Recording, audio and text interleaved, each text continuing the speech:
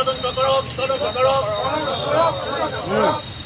গুৱাহাটীত খোৱাপানীৰ জলবোমা যি বিস্ফোৰিত হৈ নিৰীহ মানুহৰ মৃত্যু হৈছে তাৰ উচ্চ পৰ্যায়ৰ তদন্ত কৰক বৰ্ধিত বিদ্যুৎ মাচুল হ্ৰাস কৰক বৰ্ধিত বিদ্যুৎ মাচুল হ্ৰাস কৰক বৰ্ধিত বিদ্যুৎ মাচুল হ্ৰাস কৰক স্মাৰ্ট মিটাৰ আঁপোৱা দূৰ কৰি জনসাধাৰণক সকাহ দিয়ক স্মাৰ্ট মিটাৰ আঁপোৱা দূৰ কৰি জনসাধাৰণক সকাহ দিয়ক।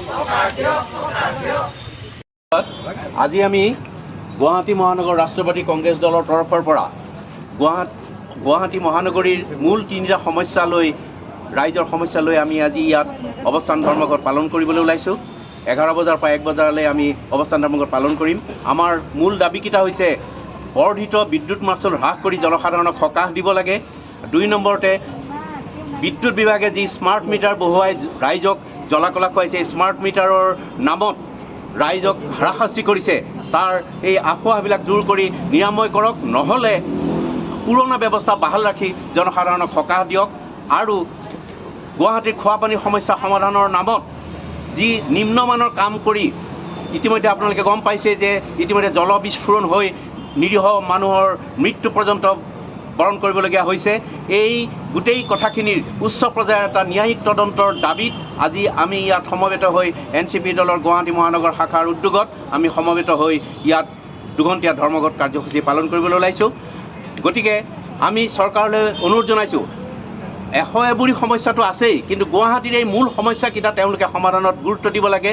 কিয়নো অসমতেই বিদ্যুতৰ যি মাচুল সকলোতকৈ উচ্চ হাৰত জনসাধাৰণৰ পৰা লৈ আছে। আপোনালোকে দেখিছে যে বিদ্যুৎ কোম্পানীবিলাকৰ পৰা 7 পৰা 10 টকা পাৰ ইউনিট পৰ্যন্ত চৰকাৰে কিনি আমাক বিদ্যুৎ যোগানৰ নামত আকৌ জনসাধাৰণৰ পৰা সেই টকাটো উলিয়াই জনসাধাৰণক মাধমাৰ সোধাইছে। কিন্তু অন্য ৰাজ্যত আপোনালোকে চাওক, কম পইচাত মানে 7 টকা নে 5 টকা দৰত হয়তো অন্য ৰাজ্যবিলাকে কোম্পানীবিলাকৰ পৰা বিদ্যুৎ লৈ যোগান ধৰি সস্তাতে ৰাইজক সকাহ দি থকা আমি পঢ়িবলৈ পাইছোঁ পেপাৰে পত্ৰই। গতিকে আমি অসম চৰকাৰক দাবী জনাইছোঁ যে উচ্চ হাৰত বিদ্যুৎ নিকিনি আমি আৰু এটা দাবী আছে যে আমাৰ ইয়াতে থলুৱাভাৱে যেনে কপিলী জলবিদ্যুৎ প্ৰকল্প বা আমাৰ নামৰূপ থাৰ্মেল প্ৰজেক্ট আছে, এই সকলোখিনিৰ পৰা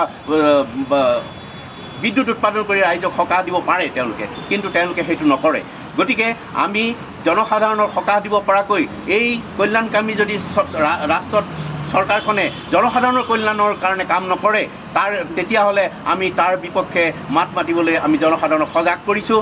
আৰু জনসাধাৰণক সজাগ কৰি আমি এই চৰকাৰৰ যি ফেচিবাদী জনবিৰোধী নীতি, এই নীতিৰ সম্পূৰ্ণ আমি বিৰোধিতা কৰি জনসাধাৰণৰ ইয়াৰ আগন্তুক দিনত প্ৰত্যুত্তৰ দিব বুলি আশা কৰি আমি আজি জনসাধাৰণক সমবেত কৰি এই কাৰ্যসূচী হাতত লৈছোঁ। ধন্যবাদ।